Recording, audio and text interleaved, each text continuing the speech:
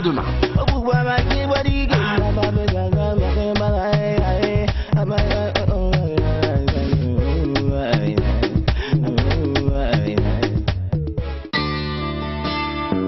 L'amour d'une mère pour son enfant est inconditionnel.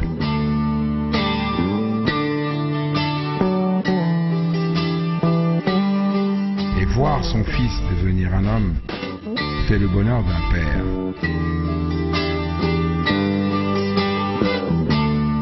Parce qu'en définitive, la communication et l'entraide renforcent systématiquement les liens.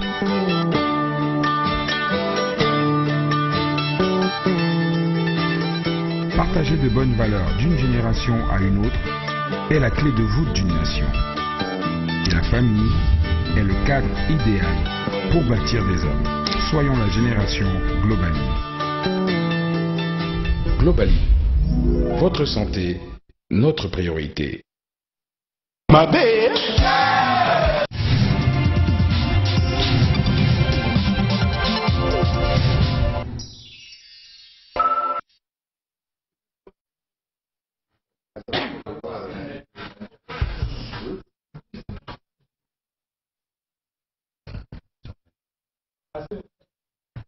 Mesdames et messieurs, bonsoir et bienvenue dans notre émission. Merci d'être de nôtre cet après-midi. Voilà, c'est parti pour notre émission. Nous sommes donc le dimanche 4 juin 2017. Mesdames et messieurs, encore une fois, bonsoir. Un événement sportif ordinaire cristallise depuis quelque temps l'attention des peuples des deux rives du fleuve Congo. En l'occurrence, ce match du dimanche, non, plutôt du samedi 10 juin, comptant pour les éliminatoires de la CAN Cameroun 2019, au rythme des jours qui s'égrènent inexorablement et qui nous mènent vers la date butoir, des supputations teintées d'optimisme béat et autres pessimistes également gagnent les rues des deux capitales, qui se regardent et qui se sourient toujours depuis des siècles dans une osmose légendaire. L'histoire s'écrira toujours et va encore une fois s'écrire. RDC Congo du dimanche, ça ne sera autre chose qu'une rencontre de football qui révélera bien entendu ses concepts au dénouement. Ce dimanche, bien entendu, je suis entre le samedi du match et le dimanche d'aujourd'hui. Alors ce samedi, aujourd'hui, Télé Congo, la chaîne nationale, non sans une bonne dose de patriotisme, se propose de décrypter en profondeur tout ce qui entoure l'avant-match avec des informations utiles concernant les Diables Rouges qui ont bouclé leur stage au niveau de la France, c'est ce matin, et qui rallieront Brazzaville dès demain soir déjà. Sur ce plateau, une belle brochette de chroniqueurs, analystes et commentateurs assermentés parmi les grosses légumes que compte la presse sportive nationale. Nous avons l'honneur de recevoir ce soir Georges Eboué. Georges, bonsoir. Bonsoir. Step Bakandila, bonsoir. Bonsoir, pasteur. Jean-Pierre Idami. Alors, nous n'oublions pas Lungami qui est de l'autre côté. Lungami, bonsoir. Bonsoir. Voilà, avec vous tout à l'heure, nous l'avions dit, nous décrypterons en profondeur les contours de ce match du 10, le samedi 10, contre la République démocratique du Congo. Alors, avant de se plonger dans cette sauce que nous avions concoctée, nous allons du côté de Georges Eboué. Georges, vous avez sillonné le continent avec les Diables Rouges. Si nous remontons l'histoire, est-ce que vous pouvez nous rappeler les différentes confrontations entre la République démocratique du Congo et le Congo-Brazzaville, ou entre les Diables Rouges et les Léopards de la RDC? Bon, on parle déjà des Léopards et des Diables Rouges, mais je partirai plus tôt. Ça fait 62 ans que les deux pays s'affrontent dans le cadre du football. Mais bien sûr, il a fallu d'abord que des compétitions s'installent, donc pour que on parle de bilan. En fait, depuis 1955, les premières rencontres datent de là, depuis 1955 jusqu'à aujourd'hui, ça fait 62 ans aujourd'hui. Mais de 1955 à l'indépendance, le bilan était plutôt favorable aux Congolais, qui à l'époque avaient des grands joueurs. Oui, aux Congolais de Brazzaville, ouais, voilà. Et là, quand je fais confusion, oui, tout fait la précision. Aux Congolais de Brazzaville. Parce qu'à l'époque, il y avait franchement de grands joueurs de ce côté-ci. À partir de 1955, vous aviez des gens comme Mantari, Joseph, des foufous, le gardien dont on a entendu parler, des Eluma, Konga Mermans, Baboutila Ange Fantomas, les frères Massengo, Clément Massengo et Fumanchu, et le docteur, voilà, et le professeur. Donc il y avait comme ça beaucoup de grands joueurs ici, c'est bien que les résultats étaient plutôt favorables à nos équipes. Mais en 1963, c'est là que date, puisque les pays ont été indépendants en 1960, en 1963, déjà les compétitions s'installent. Donc il y a compétition entre les deux pays. Et il y avait les Jeux de l'amitié à Dakar, en avril 1963. Le Congo, Léopoldville et le Congo-Brazzaville, avant d'aller au tournoi final, ont convenu des matchs amicaux pour préparer justement ce tournoi à Kinshasa, plutôt à Léopoldville. Les Brazzavillois avaient fait match nul 3 buts partout. Et ici, à Brazzaville avait gagné par 3 buts à 1. Arrivé au tournoi final à Dakar, le Congo-Brazzaville avait battu le Congo-Léopoldville par 2 buts à 1. Et ça, ce sont les premières rencontres de compétition. La compétition qui a suivi, on était déjà en 1968. En 1968, les deux pays se sont qualifiés pour la phase finale de la 6e Coupe d'Afrique des Nations en Éthiopie. Et là aussi, les deux pays ont convenu de 2 matchs amicaux avant de partir. À Kinshasa, les nôtres ont fait naufrage. Ils ont été battus 4 buts à 1. Mais l'autre fédération, malheureusement, n'a pas honoré ses engagements puisqu'ils ne sont pas venus jouer le match de préparation qui devait aller à Brazzaville. Ils ont préféré aller jouer au Gabon. Là-bas, ils ont été battus 1 but à 0. Mais au tournoi final, en janvier 1968, notamment le 12 janvier, ils nous ont battus, les Léopards nous ont battus par 3 buts à 0. Mouroua avait marqué un but et Kibamba 2. Bon, 3-0. Il a fallu attendre maintenant 4 ans plus tard pour qu'on se retrouve au Cameroun. Et là, il y a eu, avant le match, des situations pas très commodes, puisqu'il avait à l'époque un journal, Massano. Journal de Brazzaville ou non, de Kinshasa. Massano, notre doyen, défunt doyen, Robert Sef Malonga, était correspondant dans ce journal-là. Kibonge, Jeff, avait minimisé un peu le Congo avant de partir à Yaoundé. On dit, si le Congo nous bat là-bas, une telle équipe nous bat, d'abord le terme, si une telle équipe nous bat, c'est pas la peine de continuer la compétition, on rentre à Brazzaville, on rentre à la maison. Ça, mais les propos de Kibonge. De Kibonge, joueur. Jeff Kibonge, oui. Des Léopards. Des Léopards. On est arrivé là-bas. Malheureusement, justement, les Léopards ont battu le Congo 2 buts à 0, les buts de Ntumba. Le Congo d'interjugation, bon, on a été battu 2 à 0. Et après, il y a eu justement la revanche à Alexandrie, en 1974, cette fois, où, bon, ils étaient venus, nous on était détenteurs du trophée, ils sont arrivés là-bas, ils ont ouvert le score à Mayanga Adelar, mais le Congo a égalisé par Mingano LPP et a obtenu le but de la victoire par Mbono Sorcier. 2 buts à 1, là aussi. Et puis on a attendu un bon bout de temps pour se retrouver en 1979, là les éliminatoires de la Coupe d'Afrique des Nations 80. Il y a le match aller avait lieu ici à Brazzaville. Les Diables Rouges ont battu la République démocratique, enfin le Zaïre, disons à l'époque, par 4 buts à 2. On se disait, bon, avec une telle avance, on avait l'assurance. 4 buts à 2, vous dites? 4 buts à 2. On est allé à Kinshasa, malheureusement, c'était grave. Ils nous ont battu 4 buts à 1 et éliminés. Mais le Congo, à cette époque-là, avait une équipe, franchement, techniquement, qui était au-dessus. Mais le climat qui prévalait au stade du 20 mai a fait que... la nature à permettre... Ils étaient tellement soutenu. Le Fombo, là, les Kiyika, les Maungu, ils étaient tellement soutenus, poussés par ce public, que les nôtres étaient traumatisés. Parce que quand le gardien Kumbo a eu mal, par exemple, tu avais tout le stade qui vociférait pour dire « Bima ». Bima, donc les nôtres étaient un peu traumatisés. On a été battu 4-1 et éliminé par les Léopards. Alors, chemin faisant, on s'est retrouvés pendant les éliminatoires de la Coupe du Monde 97.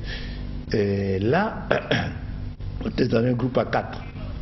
Il y avait le Congo, l'Afrique du Sud, la Zambie et la République. Il y a 97, il y a 85. Oui, il y a 85 ans là. J'ai sauté parce que ce match-là, j'ai un très mauvais souvenir de ce match. Oui, il y a 85.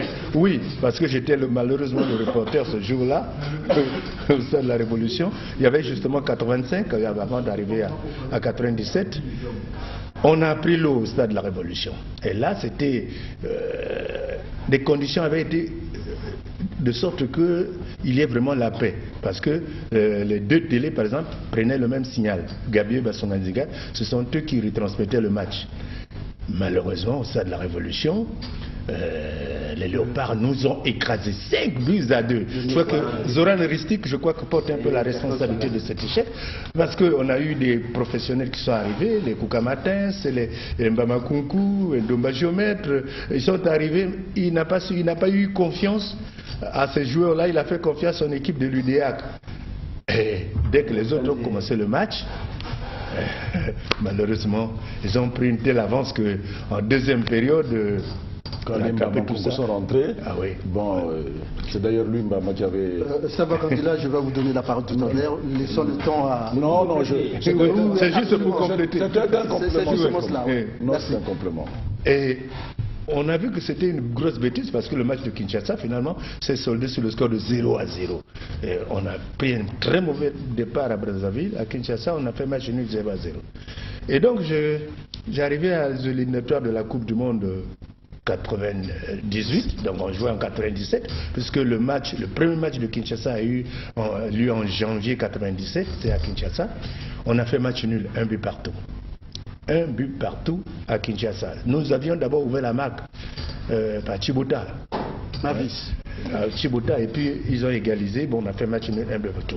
Le match retour s'est joué pendant qu'on était déjà 3 jours après la guerre, le 5 juin. On a joué le 8 juin à Pointe-Noire. Et ils ont été battus, les Léopards. Plutôt en Afrique. À Pointe-Noire. À Pointe-Noire. Oui, à Pointe-Noire. À Pointe-Noire. On a battu les Léopards par 1 but à 0. Et nous, on a manqué de très peu d'aller en Coupe du Monde, puisque vous parlez de l'Afrique du Sud, c'est vraiment là-bas. Nous étions premiers du groupe, on avait 1 point d'avance. Il suffisait d'un nul en Afrique du Sud pour pouvoir se qualifier pour la Coupe du Monde. Malheureusement, on a été battu 1 but à 0 et on a été éliminé. Bon, voilà un peu, puisque quand on arrive après, vous connaissez l'histoire de la Guinée, là où on a mené 2-0. Bon, on s'est fait rattraper puis dépasser. Ça s'est passé il y a seulement 2 ans et tout le monde se souvient justement de ce match-là avec tout le bruit que ça a fait ici à Brazzaville. C'est un peu ça, grosso modo, c'est un peu ça. Mais s'il y avait une courbe à faire, je dirais ceci, qu'avant l'indépendance, nous étions les plus forts. Finalement, après, les autres ont refait leur état, nous ont rattrapés. Aujourd'hui, au nombre de victoires, ils nous dépassent. Voilà, c'était utile que Georges Boué escalade l'histoire de cette manière. Alors, Stéphane Bakandila, la courbe est déjà dressée par Georges Boué. Alors, en ce qui vous concerne, est-ce que l'histoire se répétera toujours? Ce que l'on retiendra des confrontations entre le Congo, Brazzaville et la RDC, c'est qu'il s'est installé une rivalité entre 2 pays. Et ça nous ramène un peu au constat national, lorsque notre football était à un certain niveau, lorsque le Diable Noir et Étoile se rencontraient, peu importe la forme de l'une ou l'autre équipe, le match était toujours attendu et l'issue était toujours incertaine. Excusez-moi parce que j'ai fait beaucoup d'efforts pour arriver, parce que j'ai dû prendre beaucoup de cachets pour que je sois entendu. Donc je disais que ce match, les confrontations entre la RDC et le Congo sont à assimiler un peu à l'image que je viens de vous donner entre Diable Noir et Étoile. Quelle que soit la forme de la RDC ou du Congo, lorsque ces 2 pays se rencontrent, même quand Georges a dit ce qui est vrai, que la balance est souvent à leur faveur, mais eux, ils ne sont pas toujours certains de l'emporter. c'est souvent à l'issue de la rencontre qu'ils se rendent compte que finalement ils ont gagné. Donc il y a toujours une incertitude. Hein? Donc l'histoire ne peut pas toujours se répéter, mais tout dépend des dispositions dans lesquelles le Congo, même la RDC, se met pour affronter ce match. Je crois que je peux comprendre. C'est-à-dire que lorsque les joueurs... Bon, parce que du côté des autorités, je crois que entre le Congo et la RDC, il n'y a pas de match. Parce que les primes qu'on donne aux joueurs de la RDC sont, je dois dire, largement inférieures aux primes que touchent les joueurs congolais. Donc de ce côté-là, nous sommes partis favoris, s'il ne fallait que ça arrête à cet aspect-là. Or, cet aspect positif, parce que ça galvanise le moral. Il faut maintenant que, si le gouvernement, par le biais du ministre, le ministre des Sports, par le touchement du gouvernement, règle l'aspect financier, on donne des primes et des primes de qualité, il s'agit maintenant que le côté technique prenne le relais et que les joueurs aussi prennent la mesure du défi et des attentes du public. C'est là que se joue et se jouera le match du 10. Pour ne pas être long, donc l'histoire peut continuer à se répéter, tout comme elle peut s'arrêter. Je signale que dans ce qu'il vous a dit, à Kinshasa, on a déjà fait le match nul plusieurs fois, on a même contesté, on a même marqué avant. Ça veut dire qu'on avait des joueurs engagés. Le match de retour, on avait même mis Nkunkuma Pro, qui n'avait pas joué au match aller, on l'a mis au match retour là-bas, et il a été fantastique. C'est pour dire que ça me ramène à notre débat de la fois dernière, quand je disais que ce match-là, par exemple celui de 10, puisque nous y sommes, il ne s'agit pas de mettre par exemple Mendom qui est reconnu meilleur, mais il s'agit de mettre celui qui a les dispositions morales, physiques pour affronter un tel défi. Donc le choix des joueurs tiendra compte non seulement de la qualité technique du joueur, mais aussi de joueur qui est physiquement fort pour tenir. Parce que quand vous jouez contre la RDC, il faut être engagé et le match se joue jusqu'au dernier moment. Parce que quand on les a amenés en Guinée-Équatoriale, nous y étions ensemble, nous avons vécu le match. Il ne restait qu'un quart d'heure. Et c'est là que le défi s'est écoulé. Parce que physiquement, nous n'avons pas tenu si on ajoute les erreurs de staff technique, mais d'abord les joueurs étaient paumés. Mais là, c'est le rôle de l'entraîneur aussi de constater que quand les joueurs sont paumés, qu'est-ce qu'il faut faire? Il faut peut-être jouer en contre, en densifiant par exemple le milieu de terrain, en réduisant les espaces et en limitant les dégâts. Donc le travail, pour ne pas caporaliser la parole, le travail de l'entraîneur dans ce match est important et le choix des joueurs et les dispositions morales, psychologiques des joueurs devraient contribuer à modifier la donne telle que présentée par Georges. Alors Jean-Pierre Dany, vous êtes un analyste chevronné, vous avez également un brin d'histoire à nous partager cet après-midi. Vous avez en votre temps vu les Diables Rouges jouer certainement face à la République démocratique du Congo. Qu'est-ce qu'on peut retenir de votre richesse? Disons tout de suite que cette rencontre aura une certaine saveur. La saveur des retrouvailles pour les deux équipes. Et il y aura également la saveur d'un souvenir pratiquement douloureux pour la République du Congo qui venait d'être battue par 4-2. Alors ce qui va se dégager de cette rencontre, c'est que les deux formations, c'est-à-dire les deux pays, baignent dans l'obsession d'une victoire absolue.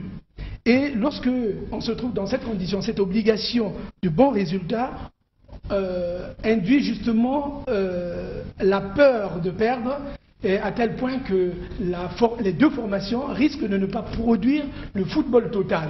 Alors ce qui peut amener justement une surprise, c'est-à-dire que les Diables Rouges peuvent faire ce qu'ils avaient fait tout dernièrement, marquer coup sur coup, et compte tenu justement de la lassitude qui les gagne souvent dans la motivation, au cours de la seconde période. Alors si jamais monsieur l'entraîneur pouvait résoudre positivement ce problème-là, alors dites-vous bien que ça sera vraiment, je ne voudrais pas me jeter à l'eau, mais ça sera la grande surprise. Nous sommes en train de visiter l'histoire. De visiter l'histoire, nous aurons le temps de supputer selon les forces en présence. Alors Lungami, un petit brin d'histoire en ce qui concerne les différentes confrontations entre la RDC et le Congo. Je crois que vous avez plein de souvenirs. Oui, Georges Eboué a retracé l'historique des rencontres entre les deux pays, il faut retenir souvent qu'au plan moral et psychologique, ce sont les Congolais de la République démocratique du Congo qui l'emportent sur les nôtres. Parce qu'il se passe beaucoup de choses sur le terrain et si on se met à raconter ce qui se passe, c'est que généralement nos footballeurs prennent un coup au moral. Et ça, c'est parfois préjudiciable au résultat. Mais ce qui est vrai, c'est que quel que soit le résultat du match de samedi prochain, il y aura toujours des matchs entre les deux pays. Que ce soit en club ou en nation, il y aura toujours des matchs. Et puis après tout, le football n'est qu'un jeu. C'est ce que nous venons de dire, Lungami, que le football restera football et le football ne s'arrêtera jamais. Il y aura le match du samedi, c'est un match ordinaire qui concerne la première journée des éliminatoires de la CAN. Il y en aura bien d'autres. Ce n'est pas une fin en soi. Voilà, ce n'est pas une fin en soi. Il y aura donc toujours d'autres matchs. Mais ce que l'on souhaite, c'est qu'il y ait, qu'on assiste à un bon match. Parce que les Diables Rouges vont évoluer dans un environnement hostile.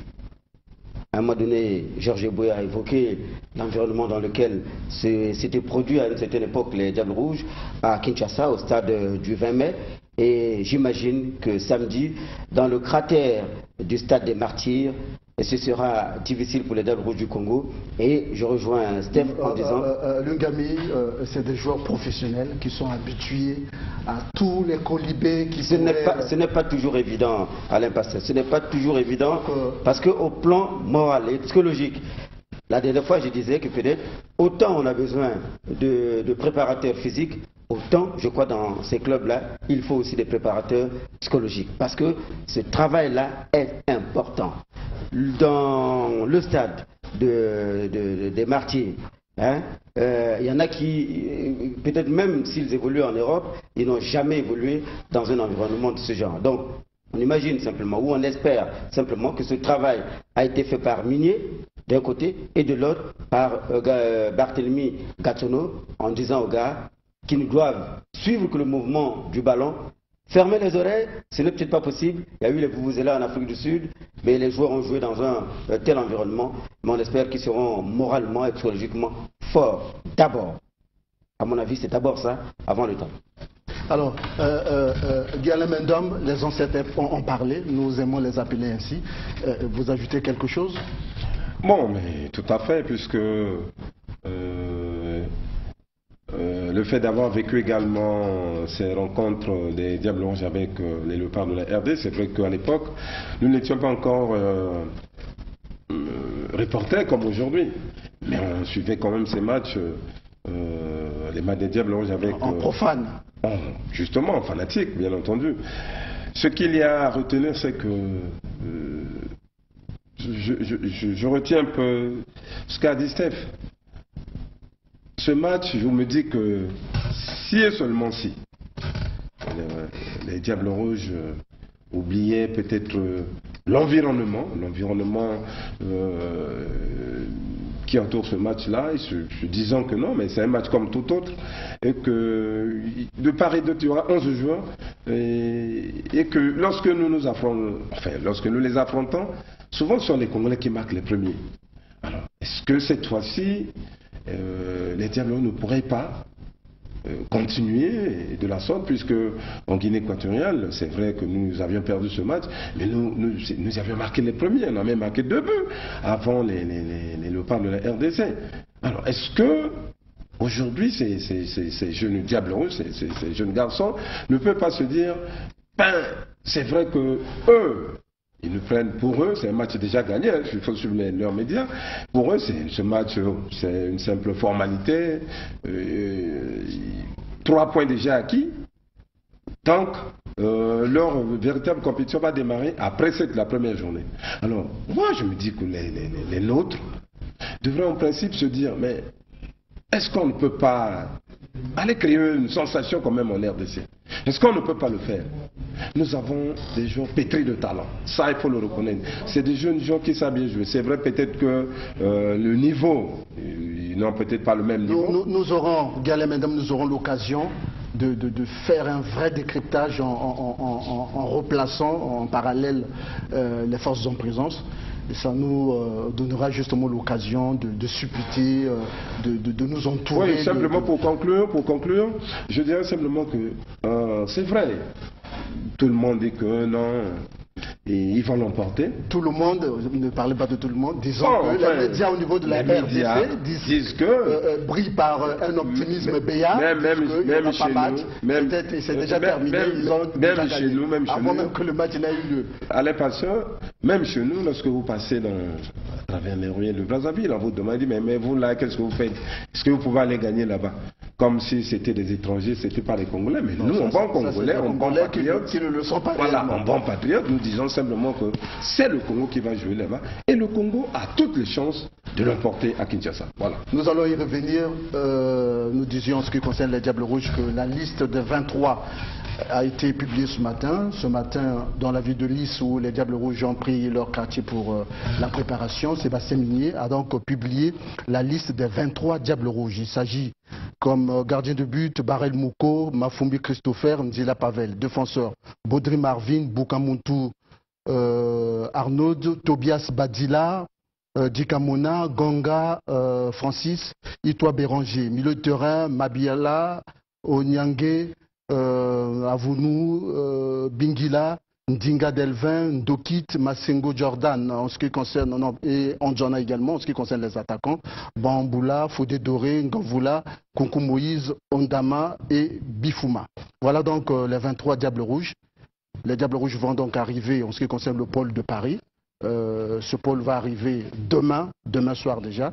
Et il y a déjà ici à Brazzaville les Africains, comme on dit, notamment Christopher Mafumbi, qui est parti de l'Afrique du Sud, qui est déjà ici depuis quelques jours. Ndokit également, qui est parti de l'Albanie, et Nkoukou Moïse sont déjà ici. Je me demande si Ondama est arrivé, mais enfin, les 17 de Paris, y compris Bifouma qui n'était pas en stage, est retenu par son club qui a joué jusqu'à hier. Bifouma va donc rejoindre le groupe à partir de l'aéroport, donc demain, pour Brazzaville. Alors, avant de partir, avant donc de quitter Brazzaville, Sébastien Minier, le sélectionneur national, a animé une conférence de presse. Nous y étions, suivant le reportage. Sélectionneur des Diables Rouges depuis 3 mois, jour pour jour, l'heure de vérité a réellement sonné pour Sébastien Minier qui pose progressivement les bases d'une équipe nationale à la dimension des attentes du grand public. La tâche est immense, mais le technicien français ne manque pas d'ambition et d'étoffe pour y parvenir. Prenons la balle au banc avec le début des éliminatoires de la prochaine CAN de 2019 face à une grosse écurie, celle de la République démocratique du Congo le 10 juin prochain à Kinshasa. Sébastien Minier a déclaré pour cette expédition avoir du respect pour l'adversaire au vu de son potentiel et de la place actuelle que ce pays occupe dans le récent classement CAF. Mais poursuit-il, n'ira pas à Kinshasa en victime résignée. La peau des Diables Rouges sera chèrement vendue. Je suis passé par les deux pays, déjà une première fois, donc je pense bien connaître cette région. Je sais l'intérêt d'un tel match, tout en rappelant quand même que depuis 1980, le Congo-Brazza n'a jamais gagné à Kinshasa. Jamais. Depuis 1980. 40 ans presque. Donc impossible, nul n'est tenu, mais on va y aller avec détermination. Ça, c'est une certitude. On va essayer de faire la meilleure prestation possible parce qu'on sait l'intérêt que revêt ce type de rencontre ici, mais aussi de l'autre côté. Maintenant, vous dire qu'on est au niveau aujourd'hui de la RDC, ce serait vous mentir. Il faut être lucide. Maintenant, sur un match, on peut tout à fait être à niveau. Voilà. Aujourd'hui, nos deux footballs ne sont pas du tout sur un pied d'égalité. Et au travers des clubs et au travers de l'équipe nationale, il n'y a qu'à prendre la lecture du classement FIFA et puis la lecture des tableaux des compétitions continentales pour voir que malheureusement tous nos clubs en sont absents sur les phases finales. Mais le défi est de taille, mais c'est aussi ce qui est galvanisant. C'est aussi pour ça que je suis venu ici. Et si on arrivait à les faire tomber, à les faire trébucher. Voilà, c'est le défi qu'on va avoir et c'est le défi que je vais vendre aux garçons dès vendredi prochain lors du rassemblement, leur dire qu'ils peuvent écrire une page de l'histoire du football congolais. 43 joueurs appelés pour les 2 stages, dont 11 locaux, le sélectionneur national se dit rechercher l'osmose nécessaire et voir à quel niveau se trouvent certains joueurs. Pour lui, l'expérience fera la différence dans ces genres de derby. On a peu de joueurs de la diaspora qui aujourd'hui jouent dans leurs clubs respectifs. Peu ont du temps de jeu. Ce qui veut dire que je dois faire un point. Silver Gamboula, par exemple, qui en avait beaucoup dans son club à Westerlo, ne joue plus depuis notre dernier stage, pratiquement, puisque son club ne fait pas partie des playoffs en Belgique. Comment va-t-il être? J'attends le stage pour le voir. Un Delvandinga joue très peu dans ce club. Comment va-t-il être? Fodé Doré est qualifié en Coupe de France avec son club, mais n'a pas beaucoup de temps de jeu. Comment va-t-il être? Un Thierry Bifouma joue un peu plus dans son club, souffre en ce moment par rapport au terrain sec. Comment va-t-il être physiquement? Quelques joueurs qui n'ont pas été encore vus sous le maillot congolais, comme Tsumu, comme Sondé, comme peut-être Dylan Saint-Louis s'il nous le rejoint, Bazikou, enfin tous ceux qui viennent pour ce premier rassemblement, comment vont-ils se comporter? J'ai pas les réponses et je ne peux pas le faire malheureusement avant ce stage. Ce stage qui s'ouvre le 26 mai prochain en France, pour tous ceux qui jouent à l'étranger, se poursuivra ici à Brazzaville à partir du 5 juin, soit 5 jours avant cette explication capitale face à la République démocratique du Congo, histoire de bien mixer les derniers ingrédients de la sauce Diable Rouge. Voilà, nous venons de suivre l'entraîneur, nous venons de suivre ce reportage. Un entraîneur plutôt réaliste, mais confiant de la tâche qui l'attend. Georges Bouy.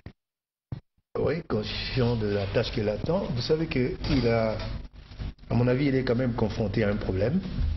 Parce que si je prends la comparaison avec l'équipe de 97, cette équipe-là avait effectué 2 stages en Italie, à Coverciano. 2 stages, mais c'était une équipe déjà assise. Ici, je constate qu'il est en train de faire la détection en pleine préparation. C'est-à-dire qu'il est en train de voir des joueurs, de les juger en pleine préparation, d'avoir des idées. Il a des idées comme ça, générales, sur bon nombre de joueurs, mais c'est en pleine préparation qu'il est obligé de se fixer. Nous rencontrons un adversaire qui est assis, qui a déjà une équipe, qui a déjà une ossature. Ce sera là son principal problème, sa difficulté. Parce que il va amener une équipe qui n'a même pas un match amical dans les jambes. Il a eu juste des entraînements qu'il a menés. Et il a retenu des joueurs qui vont rencontrer une équipe, en fait, qui se connaît déjà, qui est déjà en place. C'est cela là peut-être sa difficulté. On espère qu'il va réussir parce que les matchs amicaux, voyez-vous, c'est important. La RDC a joué contre le Botswana et a joué contre le WAC. Bon, ici, nous, apparemment, rien. Non, en ce qui concerne ce regroupement, on n'a pas joué un seul match d'entraînement. Oui, rien. Une chose reste vraie, c'est que Sébastien Minier, au cours de sa conférence de presse, il se disait je ne m'autorise plus d'organiser un match parce que, s'appuyant justement sur ce qu'il n'avait peut-être pas une ossature réelle, il fallait bien voir tout le monde jouer avant de les convoquer. Mais il y a aussi qu'il s'est dit qu'en pareille circonstance, un match n'est pas utile. Le drame, c'est que nous n'avions pas cadré cet élément, mais enfin, il est déjà passé sur... Bon, je comprends. C'est-à-dire que le match n'est pas utile, c'est question de temps. Je crois savoir où vous étiez en Mauritanie. Est-ce qu'il ne pouvait pas s'appuyer sur le groupe qui a disputé le match amical contre la Mauritanie? Effectivement, lorsque nous regardons cette liste, il y a bel et bien tous les cadres de l'équipe nationale qui sont là. Donc qui ont également joué en Mauritanie. Logiquement, il devrait avoir peu d'interrogations. Non. Parce que là, il s'est beaucoup interrogé sur le temps de jeu, sur le temps de jeu, c'est juste sur la forme de certains joueurs. Non, je crois que on ne peut pas s'appuyer sur le match contre la Mauritanie. Parce qu'entre-temps, beaucoup d'eau ont coulé sur le pont. C'est-à-dire, ces joueurs qui sont repartis, il l'a dit, certains ont très peu de temps de jeu. Ou n'ont presque pas joué, sinon qu'ils se sont entraînés avec les autres. Ça, c'est un problème.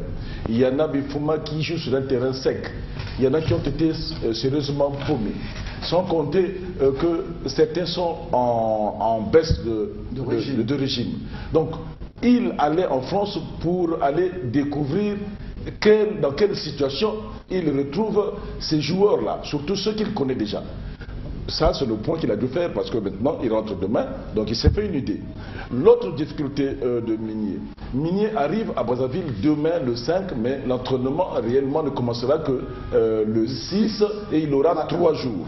Parce que le 4e jour, c'est le jour du match, ce sera le 9. Parce que le 6, le 7, le 8, et puis le 9, oui, 4 jours, le 10, ils vont jouer. Encore que ce sera léger à la veille du match.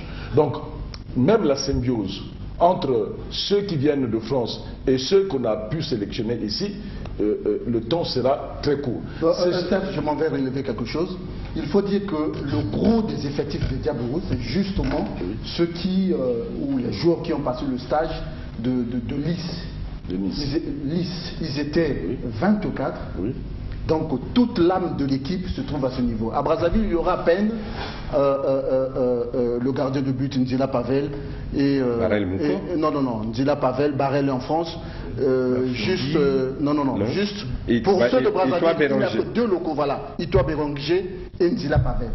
Le reste, c'est la Légion étrangère.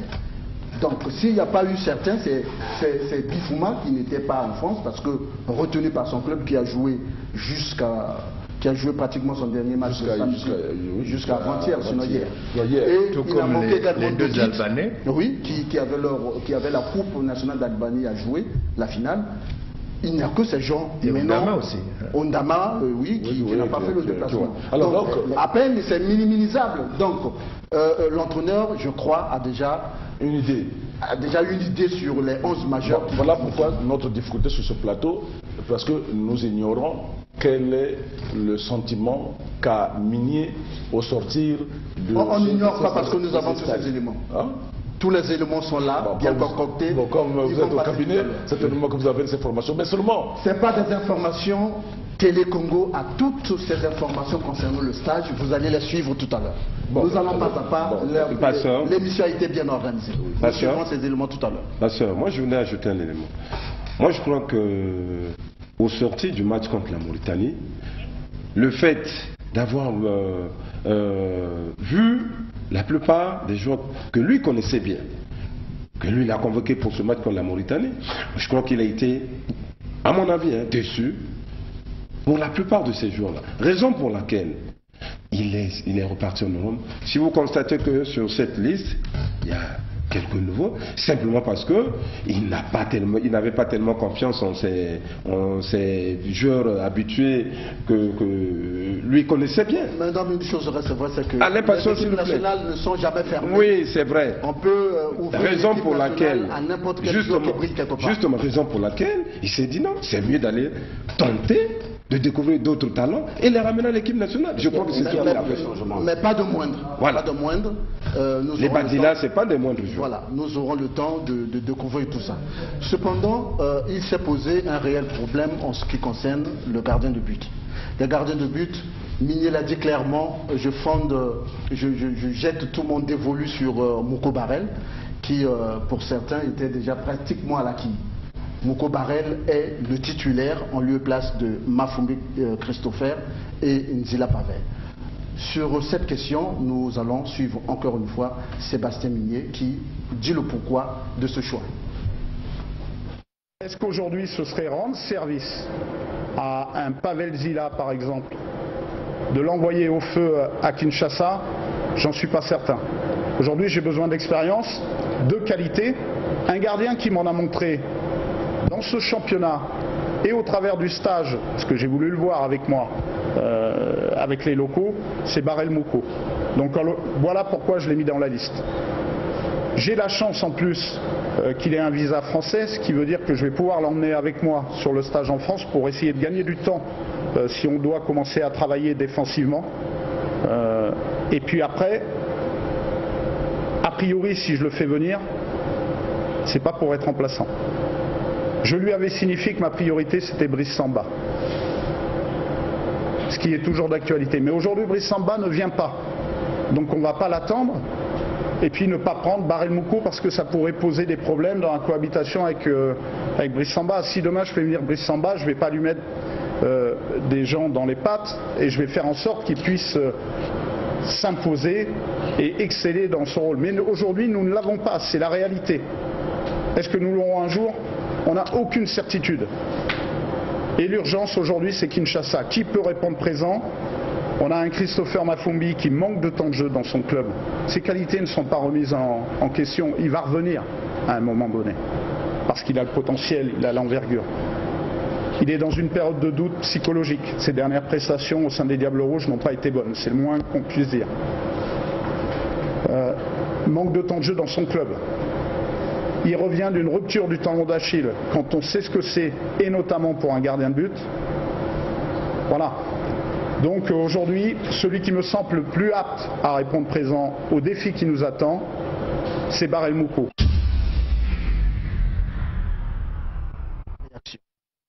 La question est à qui veut la prendre?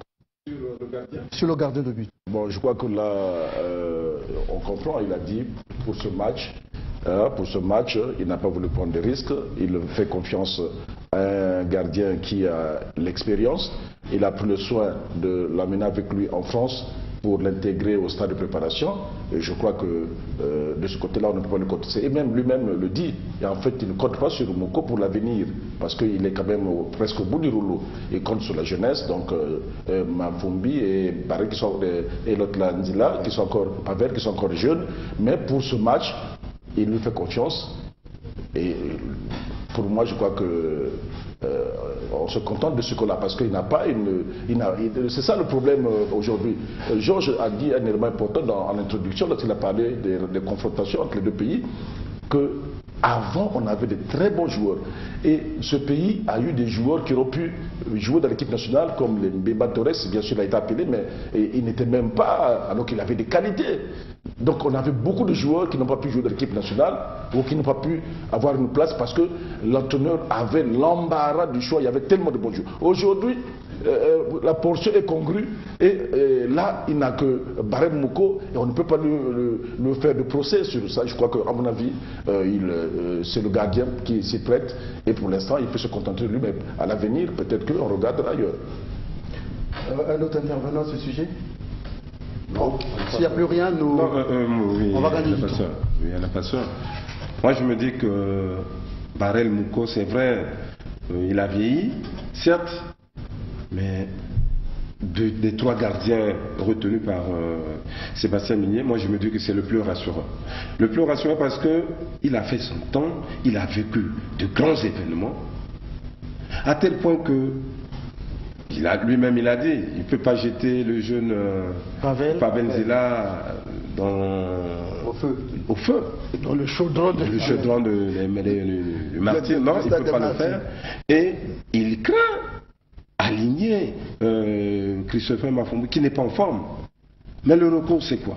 Le recours c'est Barrel Mouko, il est quand même 5e avec son équipe ici au championnat national d'élite, la Manche. Et tenant compte de son expérience. C'est lui qui sera dans un bon jour. À mon avis, c'est l'homme de la situation.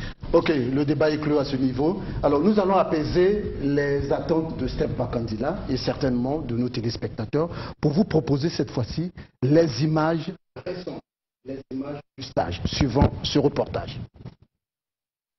La ville de Lys, près de Paris, complexe sportif Léonard de Vinci, c'est dans ce cadre grandeur nature et idéal pour un stage de haut niveau que les Diables Rouges pôle hexagonal ont pris leur quartier depuis un peu plus de 10 jours de mise au vert. L'ambiance générale est plutôt rassurante. Tout se passe très bien. On a récupéré tous les joueurs qui sont à disposition et on va en récupérer d'autres pour le départ à Brazzaville. Donc ça se passe très bien, on travaille dans des bonnes conditions. Les terrains sont bien, on est bien installés, bien logés. Donc on est dans des conditions idéales pour préparer le match contre la RDC. On se prépare doucement, on sait que voilà, là pour l'instant on est en France, il n'y a pas de pression, mais dès lors qu'on va arriver à Brazzaville, on va sentir toute cette ferveur, cette attente, surtout depuis ce match de la CAN 2015. Donc on sait qu'on a à cœur de faire quelque chose, et on sait que dans toute l'histoire de la nation, aucune équipe du Congo a pu battre la RDC chez lui. Donc on sait que c'est un véritable challenge, et donc on se prépare à faire ce match. Hein. Ce nom, voilà, c'est ce nom, mais je pense que voilà, en changeant le nom, on peut changer aussi la destinée. Bien sûr que l'intérieur est plus important. Donc même si les gens nous appellent Diable Rouge, le plus important c'est que nous, au-dedans, l'esprit qui régnait avant a changé. L'esprit qui règne au milieu de l'équipe nationale n'a aucun lien avec des Diables Rouges. C'est vraiment un esprit de paix, un esprit vraiment de joie, de travail, de discipline, de rigueur. Tout le monde est à l'heure, tout le monde est discipliné, ce n'était pas le cas dans le passé. Et aujourd'hui, on veut dire merci aussi aux autorités, monsieur le ministre, qui ont fait un travail remarquable et qui nous accompagnent toujours depuis qu'on travaille ensemble, en tout cas, dans les bons comme dans les moins bons moments. Donc ça aussi, il faut le souligner. Donc voilà, j'espère que, et je sais qu'un jour, ça n'en changera. On fait les entraînements, on fait de la récupération, on a une salle de muscu et toutes les conditions sont bien réunies pour préparer le match de la RDC. Donc voilà, franchement tout se passe bien. On a une bonne salle de kinéthérapie, donc c'est vraiment du professionnel. Déjà on se prépare pour ça, pour aller faire un bon résultat. Après c'est le foot. Sinon nous on est là, on se prépare bien niveau physique, mental, technique, pour tout ce qui va nous permettre d'être performant contre la RDC. Après le reste on verra. Mais sinon on est prêt. Psychologiquement je pense qu'on se prépare bien. On est des footballeurs et pour un joueur il n'y a pas une grande chose que jouer pour sa nation. Pour moi chaque match c'est un grand match et c'est ça ce match contre notre pays voisin. C'est pour cela qu'il faut tout investir et travailler dur et tout est possible. On est fiers d'avoir ces conditions de travail et on a tout ici, on est bien traité côté médecine, côté vêtements et tout, le coach, donc il n'y a pas de souci vraiment. Je joue en Allemagne, je sais pas, personne ne connaît le club en ce moment-ci peut-être, mais l'année prochaine tout le monde va connaître le club. C'est Wacker Bochum, c'est vers Munich. L'année passée on avait joué presque pour monter en Détroit et cette année c'était pas le cas, mais on a joué le jeudi passé, la finale qu'on a perdu 1-0 pour monter en DFB Pokal, c'est comme la Coupe d'Allemagne, mais on l'a raté malheureusement. Mais ce qui était important, j'ai repris mon ancienne forme avec les buts que j'ai marqués cette saison et j'espère aussi qu'avec cette volonté que j'avais de marquer les buts et d'aider aussi le pays. Et il n'y a pas plus meilleur d'aider une grande nation comme ça. Des séances de réveil musculaire, de répétition générale pour continuer à forger l'âme du groupe. Tout semble prendre la forme attendue avant la date butoir. Écoutez, pour l'instant, tout va pour le mieux. On a récupéré les petites alertes de blessures que nous avions eues. Tout le monde semble opérationnel, en tout cas pour le moment. Voilà, on avance doucement vers la fin du stage qui aura lieu dimanche et où là je remettrai la liste des 23, puisque les 23 qui sont ici ne sont pas forcément ceux qui représenteront la liste finale pour le match de la RDC, puisqu'on y ajoutera quelques locaux. Voilà, donc tout va pour le mieux. Les choix seront difficiles puisque on commence à avoir un groupe qui a du répondant plutôt homogène, donc qui va m'occasionner quelques nuits difficiles où la réflexion sera engagée pour essayer de ressortir le meilleur groupe en prévision du match de la RDC. C'est un gros challenge le match avec la RDC. Pensez-vous que vous serez prêt? En tout cas, on fait tout pour. On va se présenter face à RDC avec beaucoup de détermination. Ça, c'est une évidence. Après, ça reste un match de foot. Je ne suis pas devin, donc je n'ai pas encore le résultat. Mais voilà, on va essayer de faire face à à ce bel adversaire qui se présente à nous, les mettre en difficulté et de ressortir avec des points à l'issue de cette partie.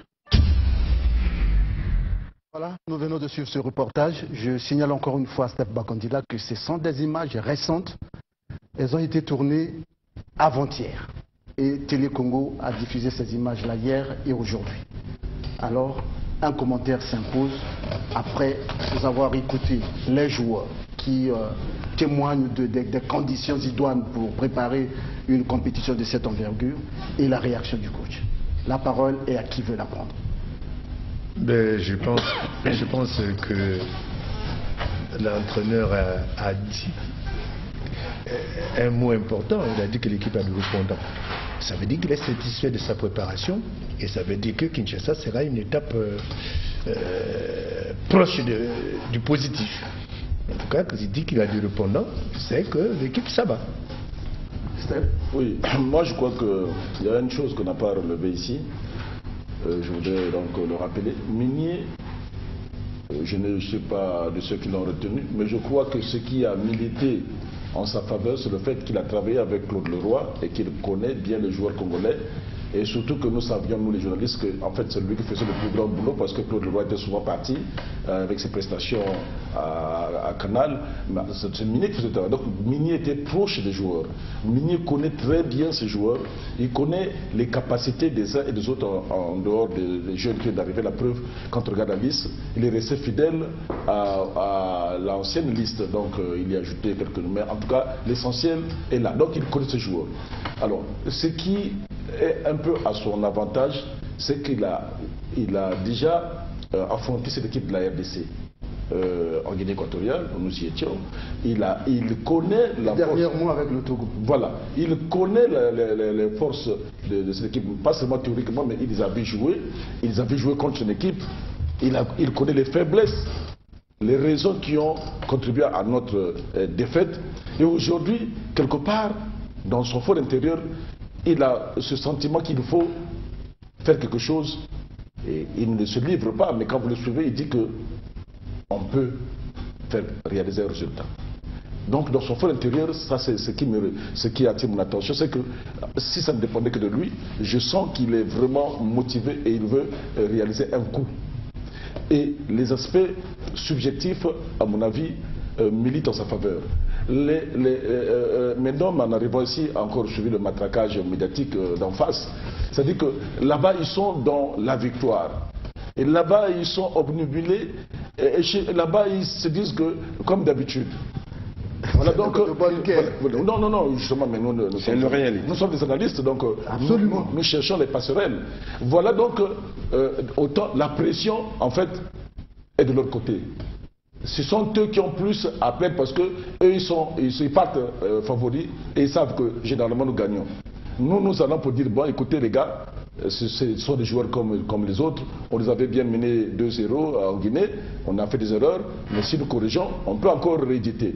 Et puis les confrontations comme l'a dit Georges, nous avons même eu à marquer avant eux sur leur terrain. Maintenant, c'est par là qu'il faut passer. Et puis, surtout, il faudrait, à mon avis, bon, dommage, le ministre, le chef n'est pas là, parce que c'est lui le décideur, il faut mettre à côté de ces gars-là des préparateurs psychologiques. Parce que, en fait, tout ne se jouera pas seulement sur l'intelligence du jeu, sur la condition physique, mais aussi sur le mental. Et là, j'insiste, il fallait quand même qu'à côté de ces gars-là, parce qu'ils vont arriver sur un terrain vraiment...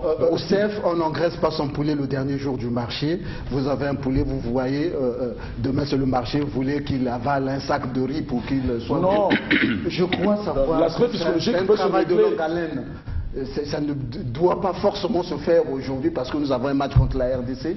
C'est une bonne idée, oui, et il faut à la longue, nous l'avions toujours réclamé, il faut à la longue y mettre aux côtés de l'équipe nationale des sensibilités du genre qui maîtrisent bien l'art de motiver, l'art de voir, voilà, de façonner un joueur, de lui inculquer l'esprit de la gagne, de lui inculquer l'esprit samouraï pour aller au combat avec les armes à sa disposition, mais des armes susceptibles de lui faire gagner un combat, peu importe.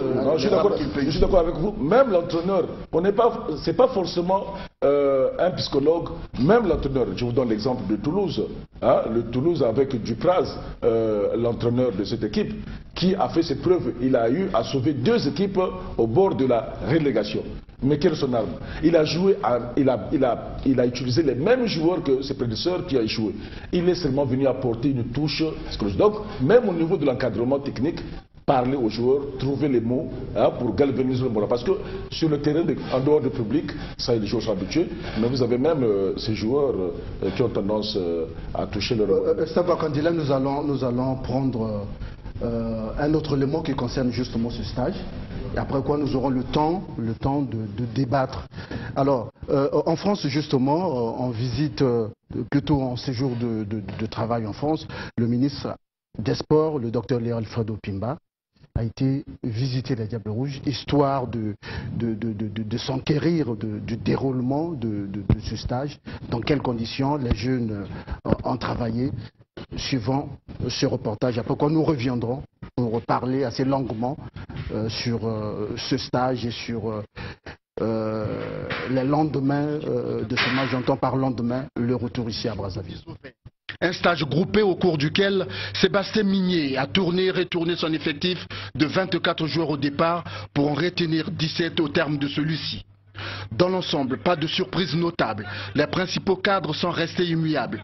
Prince Onyangue, Delvin Dinga, Arnaud de Bukamuntu, Francis Gonga et les autres. Aux côtés de l'expérience tant recherchée par Sébastien Migné, des jeunes arrivistes qui piaffent d'envie de s'installer durablement dans la maison Diable Rouge. Ce sont entre autres Tobias Badila de Nancy, Dylan Bamboula de Dijon et Yann Antoine de Monaco. Profitant de son séjour à Paris, le ministre des Sports et de l'Éducation physique, le docteur Léo Alfredo Pimba, est allé au chantier de l'équipe nationale pour se rendre compte des conditions de travail. Le satisfait est parlant. Nous sommes ici pour mettre en œuvre le programme de préparation qui nous a été présenté par la Fédération congolaise de football et le staff technique pour que effectivement la rencontre du 10 se passe dans les conditions optimales. Je viens de m'entretenir avec le sélectionneur national et tout son staff, ainsi qu'avec les joueurs, et je crois qu'aujourd'hui, ce que je retiens, c'est le sélectionneur national qui le dit, la préparation se passe dans les meilleures conditions,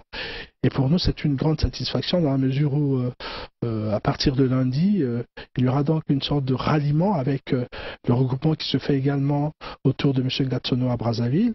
Ils auront donc là une bonne semaine pour essayer de refaire les automatismes. Une fois de plus, l'État a joué pleinement sa partition pour placer le 11 national dans les conditions maximales de motivation générale, au staff technique et aux joueurs de remplir leur part de contrat. Nous, en tant qu'État, nous sommes tout simplement satisfaits de ce que les conditions ont été créées. Le gouvernement, en effet, a répondu au programme de préparation et coupons par là tout ce qui a toujours été dit, selon laquelle nos équipes vont en compétition sans se préparer. Et je peux vous dire que depuis un mois, ce chantier est en place, l'équipe est en chantier, et nous sommes donc aujourd'hui venus tout simplement pour nous rendre compte de ce que tout se passe. En effet, nous avons vu aussi bien sur le plan médical, ils nous avaient demandé d'acheter du matériel technique qui a été mis à la disposition de M.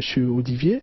Nous avons également vu les installations qui ont couvert cette préparation. Aujourd'hui, nous ne pouvons que nous satisfaire de cela. Signalons que c'est ce lundi 5 juin que le contingent Diable Rouge ralliera Brazzaville pour les derniers réglages avant la traversée du Poul Malibo. Stéphane Kandila, non, plutôt Jean-Pierre Idami, nous sommes dans le commentaire de ces images que nous venons de recevoir, des images fraîches qui nous viennent de la ville de Lys où les Diables Rouges ont pris quartier pour ce stage de préparation. Je crois que je dirais tout simplement bravo au gouvernement congolais et particulièrement au ministre du Sport qui est allé jusqu'en France assister les jeunes. Je crois que c'est déjà là un élément très encourageant. Il reste maintenant à mener beaucoup d'audace et beaucoup de risques sur le terrain. Et je crois que les jeux seront jetés correctement. Oui, le stage est donc il a été organisé et on peut être rassuré à entendre Sébastien Migné que désormais place au match de samedi prochain à Kinshasa. Ils ont travaillé dans des conditions idéales, les joueurs l'ont relevé.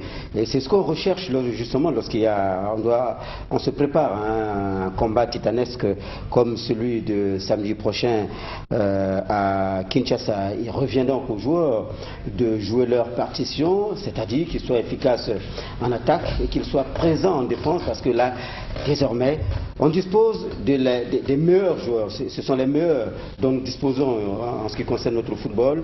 Et eh bien, ils seront alignés pour ce match contre les Léopards. Et qu'ils prouvent qu'ils sont aussi audacieux, qu'ils arrivent à faire preuve de beaucoup d'audace, qu'ils rehaussent le niveau de leur jeu et qu'en tout cas qu'ils jettent toute leur force dans la bataille, qu'ils mouillent le maillot, qu'ils soient conscients simplement du fait que le gouvernement, l'État congolais met beaucoup de moyens pour leur garantir une telle préparation. Le reste en tout cas, c'est eux sur le terrain. Après tout, ils doivent se dire, les adversaires ont chacun une tête, deux yeux, deux pieds pour pouvoir jouer au ballon, un cerveau pour réfléchir, et donc le reste, c'est l'audace, c'est l'opportunisme.